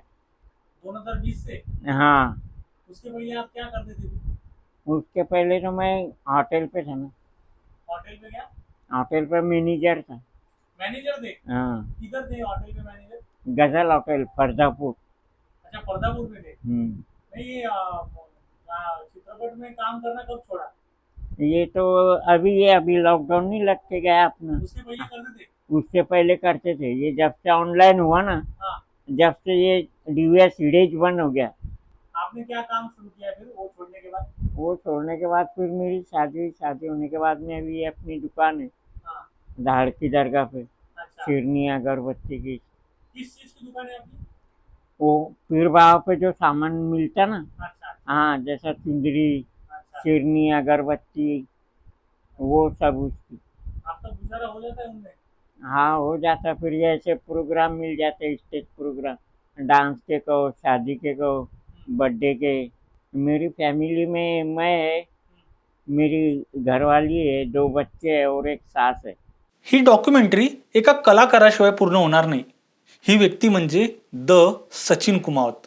अहिराणी कलाकारांना सेलिब्रिटी दर्जा मिळवून देण्यात सचिन कुमावत यांचा खूप मोठा वाटा आहे। ज्यावेळेस 2017-18 मध्ये माझ्या सचिन कुमावत युट्यूब चॅनलचे बरेच गाणे प्रचंड व्हायरल झाले आणि ते व्हायरल झाल्यानंतर ऍक्च्युली कुठे ॲज अ गेस्ट म्हणून जाणं किंवा सेलिब्रिटी म्हणून जाणं हे कधी माहिती नव्हतं, मला तरी माहिती नव्हतं। पण 2017-18 नंतर जे काही बरेच असे फोन यायचे गणपती उत्सवाच्या दरम्यान की दादा आमच्या इथे आरतीला येता का, आम्ही ॲज अ सेलिब्रिटी म्हणून तुम्हाला बोलवत आहे, कुणी दादा आमच्या पोराचा बर्थडे तर तुम्ही येता का सेलिब्रिटी म्हणून। तर तेव्हा हा सेलिब्रिटी दर्जा कळायला लागला की अरे आपले गाणे आपल्या मेहनतीला कुठेतरी फळ भेटायला लागलं। आपल्या सोशल मीडियाच्या माध्यमातून इतकं स्ट्रॉंग पद्धतीनं अहिराणी गाणे, अहिराणी लोकसंगीत घराघरात पोहोचले आणि त्या घराघरात पोहोचल्याच्या कारणांमुळे आज लोक खूप सारे प्रेक्षक खूप सारं प्रेम द्यायला लागले आणि त्या प्रेमापोटी आज हा खरं म्हटलं तर सेलिब्रिटी दर्जा भेटला। आणि आज बरेच खानदेशी कलावंत आज त्यांच्या मेहनतीच्या जोरावर ते सुद्धा सेलिब्रिटी झाले, सुपरस्टार झाले आणि पूर्ण महाराष्ट्रामध्ये बऱ्याच ठिकाणी आता खानदेशी कलावंतांचा ऑर्केस्ट्रा म्हणून खानदेशी जे बी काही ज्या कार्यक्रमाला बोलवता येईल त्या कार्यक्रमाला खानदेशी कलावंत खूप चांगल्या पद्धतीनं त्यांचा एक तो कार्यक्रम प्रेक्षकांच्या समोर ठेवत आहे। आणि एक सेलिब्रिटी आतापर्यंत आम्ही बॉलिवूड मराठी इंडस्ट्रीतले कलावंतांकडे सेलिब्रिटी म्हणून पाहत होते, पण आज खानदेशी कलाकारांकडे ज्यावेळेस ॲज अ सेलिब्रिटी म्हणून ज्यावेळेस लोक तो दर्जा देतात तर खूप आनंद वाटतो। कारण आता बरेच कलावंत माझ्या सगळे बरेच कलावंत खूप चांगलं दर्जेदार काम करून दर्जेदार गाणे लोकांच्या समोर आणून ते प्रचंड व्हायरल होऊन लोक प्रेक्षक खूप सारं प्रेम देत आहेत आणि त्या माध्यमातून मग हा सेलिब्रिटी दर्जा भेटतोय, खूप त्याचा मनस्वी खूप आनंद आहे। मला जसं कळायला लागलं 1995-96 दरम्यानचा विषय असेल समजा, तर आपले आशुभाऊ जाधव यांचे देहाती लोकगीत त्यावेळेस कोणत्या तरी कंपनीच्या माध्यमातून टेप रेकॉर्डची ती जी कॅसेट होती ती मार्केटमध्ये होती आणि मी ती कॅसेट आणली होती। मी लहान होतो पण मला ते खूप आवडायचे। मला त्यावेळेपासून ते लोकसंगीत आपलं अहिराणी लोकसंगीत खूप असं मनाला खूप भावायला करत होतं। तर आशुभाऊ जाधव असतील, आपले कैलासवासी बी कुमार दादा असतील, ईश्वर भाऊ माळे असतील, विश्रामप्पा बिरारे असतील, कैलासवासी अशोक चौधरी सर असतील, विद्याताई भाटिया, म्हणजे ह्या कलावंतांनी म्हणजे त्या इतक्या खडतड काळात सुद्धा इतकं दर्जेदार काम केलं की त्यावेळेपासूनही खरं म्हटलं तर अहिराणी इंडस्ट्रीची पायाभरणी मजबूत झाली. तेव्हापासूनच ते या सगळ्या लोकांनी खूप मेहनतीनं काम केलं.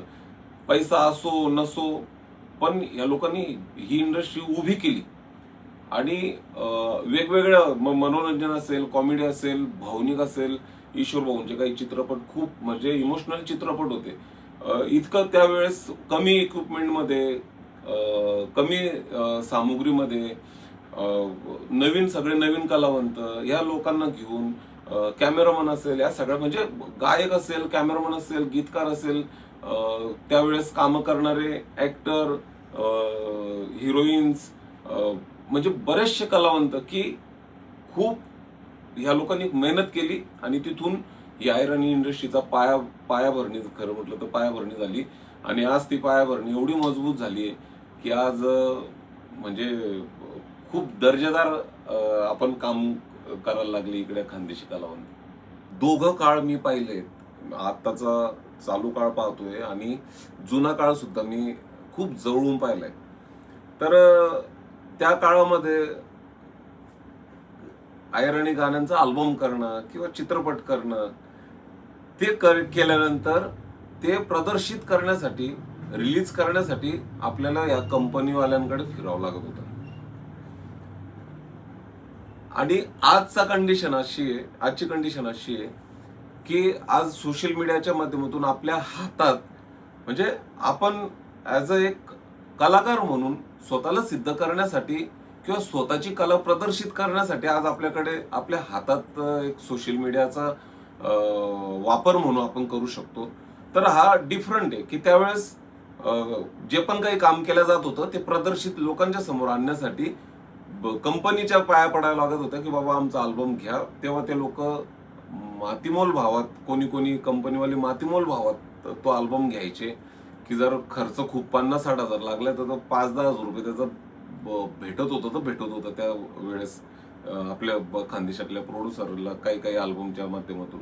म्हणजे तरी सुद्धा की बाबा आपली कला खानदेशाच्या समोर आली पाहिजे, आपला खानदेशी अल्बम कंपनीच्या मार्फत प्रदर्शित झाला पाहिजे, म्हणून ही धडपड राहायची. मग त्याचा नफा तोटा ह्या सगळ्या काही गोष्टी त्यावेळेस याचा विचार पण नव्हता केला जात.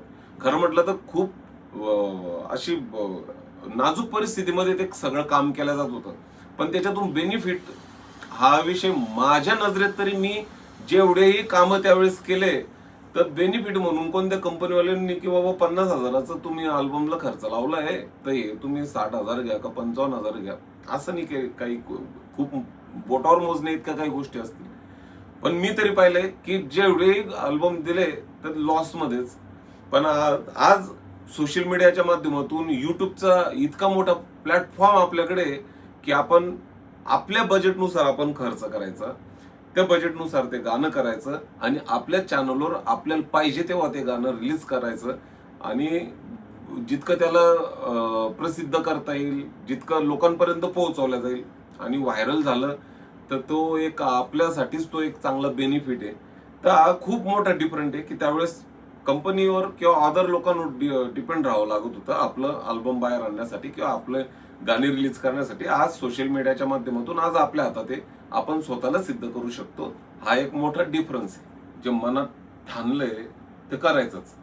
मी 2004-05 मध्ये जसं श्रीकृष्ण चौधरी सरांनी मला चान्स दिला ऍज अ म्युझिक डिरेक्टर म्हणून चान्स दिला आणि त्याच अल्बम मध्ये मला ऍज अ लीड आर्टिस्ट म्हणून पण त्यांनी चान्स दिला. तर त्या वेळेपासून तर आज जवळपास 20-21 वर्ष झाले. आज मी कंटिन्यू माझं सातत्य मी या कामाच्या माध्यमातून टिकून ठेवलंय. मग किती प्रॉब्लेम्स आले, किती अडचणी आल्या, कितीही संकट आले तरी मी कधी मागे थांबलो नाही. कारण एक मनात ती जिद्द, चिकाटी, ती मेहनत करण्याची एक प्रामाणिक जो ध्येय आहे ते एक महत्वाचं होतं. आणि मी स्वतःला आपल्या अहिराणी मायबोलीच्या क्षेत्रामध्ये, आपल्या खानदेशी इंडस्ट्रीमध्ये मी स्वतःला झोकून दिलं. मी सुरुवातीला खूप असे काही वाईट दिवस होते की बरेच दिवस कामं पण भेटत नव्हते ना, रेकॉर्डिंगचे कामं भेटत होते ना, ॲज अ लीड आर्टिस्ट म्हणून ते पण काम भेटत नव्हतं. असे किती किती दिवस, किती किती महिने आम्ही रिकामी बसायचो, म्हणजे मी रिकामं बसायचो. पण तरी मी खचलो नाही, कधी हार मानली नाही.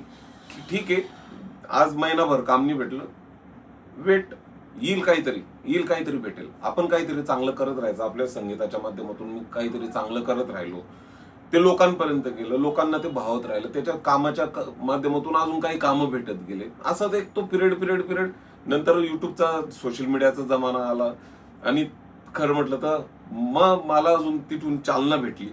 पण संकट पण खूप आले की खूप चांगल्या, म्हणजे सावन में नमा, केस और फुगे अशा गाण्यांच्या खूप प्रसिद्धीच्या झोतात हे गाणे चालू होते. खूप पीक लेवलला माझे त्या टायमाला हे गाणे व्हायरल होते. आणि त्याच वेळेस माझा सक्का पुतण्या वारला. त्याच्या 6 महिन्यानंतर माझी सक्की बहीण कोरोनामध्ये वारली. ही म्हणजे असं झालं ऍट अ टाइम, म्हणजे 6 महिन्याच्याच पिरियडमध्ये 2 लोक, ते पण माझा पुतण्या काळजाजवळचा पोरग, माझ्या अंगा खांद्यावर लहानचं मोठं झालेलं, तो अचानक सडनली ऍक्सिडेंट मध्ये वारला.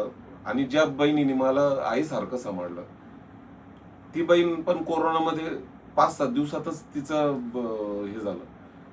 तर इतक्या मोठ्या संकटात सुद्धा मी, कारण दुःख हे मनात ठेवून मी लगेच कामासाठी परत तयार झालो, लगेच तत्पर झालो. कारण पर्याय नाही दुसरा. हे दुःख आज बी काल बी तेव्हाही मनात आणि आयुष्यभर मनात राहणार आहे. पण मग काम करणं तर सुटणार नाही. मग मी अशा खूप संकटाच्या काळात सुद्धा मी ठामपणे उभा राहिलो. आणि आज आपल्या सचिन कुमार युट्यूब चॅनलच्या माध्यमातून मी जेही काम करत गेलो, खरं म्हटलं तर मायबाप प्रेक्षकांनी, पूर्ण खानदेशातल्या, महाराष्ट्रातल्या मायबाप प्रेक्षकांचे इतके उपकार आहे की ते उपकार विसरू शकणार नाही.